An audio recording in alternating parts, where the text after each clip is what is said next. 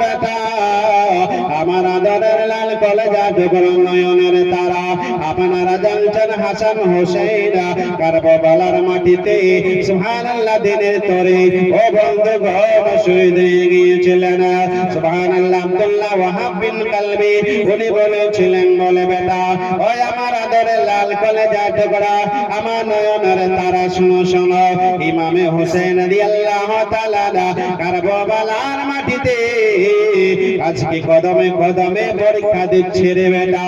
আমি তোমাকে কিছু বলতে চাই, তুমি যদি আমার কথাগুলো রক্ষা করো, বলে আমার মা জননী বলো তুমি কি বলতে চাইছো বলো, বলে আমার মা বলো না, আমি তোমার প্রতিটি কথার উপরে আমল করব। উনি বলেছিলেন, বলে বেটা আমি চাইছিলাম তুই কারবালার মাটিতে গিয়ে যদি শহীদ হয়ে যায়, ইমাম হোসেনের সঙ্গে মহব্বতে লড়াই করে, তাহলে কাল কিয়ামতের ময়দানে আমি একজন শহীদের মা হিসাবে দাঁড়াতে পারতাম। সুবহানাল্লাহ, সুবহানাল্লাহ। বলুন, আমাদের বর্তমান যুগে যদি বলা হয়, বর্তমান যুগে যদি বলা হয় এই যাও, যাবে বলে আমি মরতে যাব না। ও মুসলমান বাবা জীবন না না বেরাদার দোস্ত বন্ধুগণ, বলে বেটা তুমি কি বলতে চাইছো বলো বলো, তোমার কি যে বলার আছে নাকি বলো।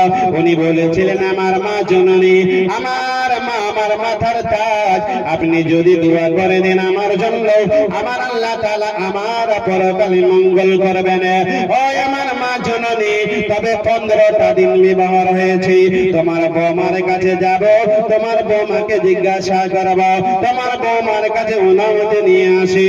সুবহানাল্লাহ। চলে গেল, যেতে যেতে যেতে দরওয়াজায় গেল, বলে বিবি রে দর খুলে দে রে বিবি, আমি তোমার স্বামী এসেছি।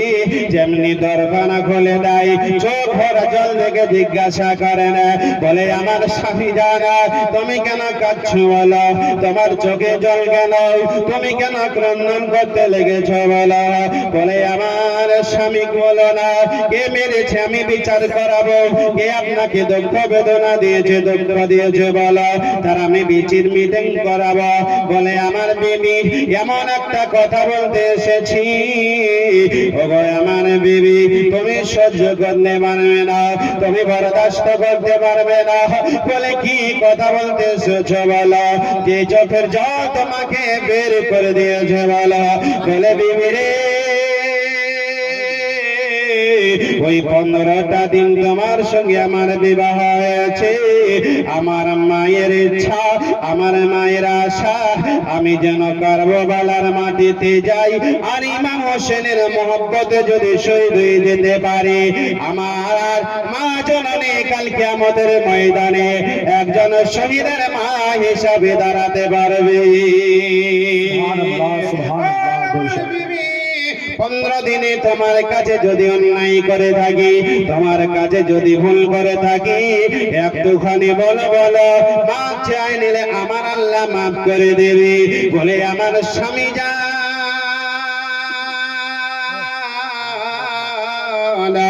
আপনি 15 দিনে আমাকে যা ভালোবাসা দিয়েছেন, ও আমার স্বামী আমি তেমন পর্যন্ত বড় ভুলতে পারবো না, যতদিন বেঁচে থাকবো ভুলতে পারবো না। ওগো আমার স্বামী জানা, ওগো আমার স্বামী আমি যদি আপনার কাছে ভুল করে থাকি, দয়া করে আমাকেও ক্ষমা করে দেবেন।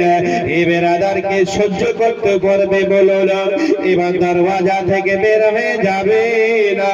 এ বেরাদার বলে, স্বামী গো একটিবার আমার কাছে আসো। ঘরের ভিতরে আসলো, এ বেরাদার জীবন ভরে দেখল।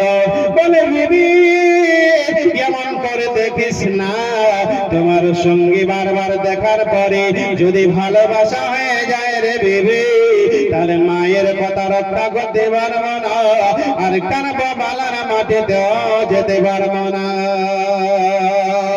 হে বেরাদার বলে আমার স্বামী জান, ওগো আমার প্রাণের স্বামী, আসুন একটু কাছাকাছি আর একটুখানি দেখি ওই হাসরের মাঠে আপনাকে দেখে যেন আমি চিনে নিতে পারি, এটাই আমার স্বামী হয়। আমিও যেন কাল কিয়ামতের ময়দানে খোদার দরবারে আল্লাহ আল্লাহ বলতে পারে আমি একজন শহীদের স্ত্রী। কেমন ছিলেন তিনি এ বেরাদার স্বামী আর স্ত্রী? বলে আমি আপনার সঙ্গে যাব। এ বেরাদার চলে গেল, রওনা দিয়ে দিলেন। যেতে যেতে যেতে সুবহানাল্লাহ মায়ের কাছে গেল, বলে ও আমার মা, আপনার ছেলেকে পাঠিয়ে দিচ্ছে না, আমার কোনো অসুবিধা নাই, আমি অনুমতি দিয়ে দিলাম। বলে বৌমা 15 দিন হয়েছে তোমার সঙ্গে ব্যবহার, আমি মন চাই, আমার মন চাইছে না তোমাকে রেখে চলে যাগা। বলে আমার মা, ও মা জননী, মা জননী, কাল হাসরের মাঠে আপনার যেমন ইচ্ছা যে শহীদের মা হিসাবে দাঁড়াতে পারবে, আমার ইচ্ছা আমিও যেন একজন শহীদের স্ত্রী হিসাবে দাঁড়াতে পারি। বেরাদার দোস্ত বন্ধুগণ, এই দুজন তিনজন হয়ে গেল, এবার হয়ে গেল রওনা ইমাম হোসেনের দরবারে। যাওয়ার সাথে সাথে ওগো হুজুর, ওগো আকা,